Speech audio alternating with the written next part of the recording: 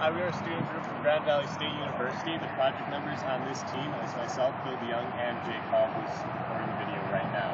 This project was given to us for the class called 401, which is Advance Product Design. The purpose of the project was to develop a toy car that a girl with spina bifida could drive around her yard so she could get around. Now, spina bifida is when you have paralysis below your hips, so you have no use of your legs and you have no feelings in your legs.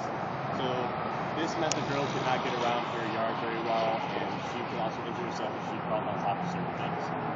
So our solution to this project is we got a Barbie Jeep, and we had to do certain modifications to it. The way that the Barbie Jeep initially works is that there is a foot pedal that has basically a button that turns the motors on or off, and then there is initially a steering wheel that the child then turns in order to go a certain direction.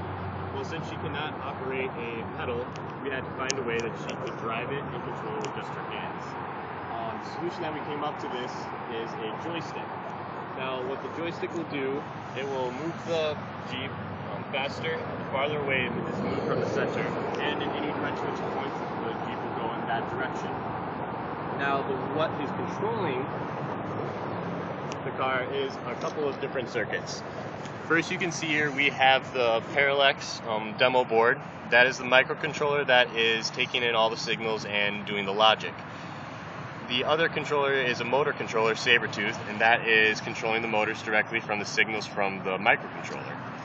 Then from there we have a linear actuator board controller. This controls the linear actuator, which we will show you at the front of the vehicle, that controls the turning. Now, this propeller board is getting signals from the joystick, which is 2 analog signals, and then also from the RC controller. So this means that this Barbie Jeep can be controlled in 2 methods. A, the child inside of the vehicle can drive it with just the joystick, and then the parents can also drive it with an RC controller.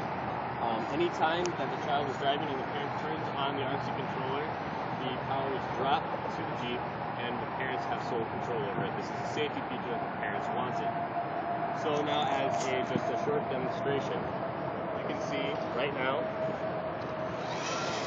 the child will have control of it, and then also you can also turn it by means of the joystick.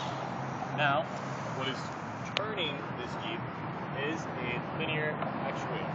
This linear actuator at the bottom here will move left or right based on the position of the joystick. And so if she points it right, she goes right. If she points it left, she goes left. Now, the way the RC controller will work is if, say, the child is moving and they don't want it to go anymore, turn on the switch, and now the child can no longer control the Jeep. And that way, parents can also then control it and drive the girl in any direction that they want, away from any hazards that they think, or if they just want to give the kid a ride. Now we can just see as regular operation.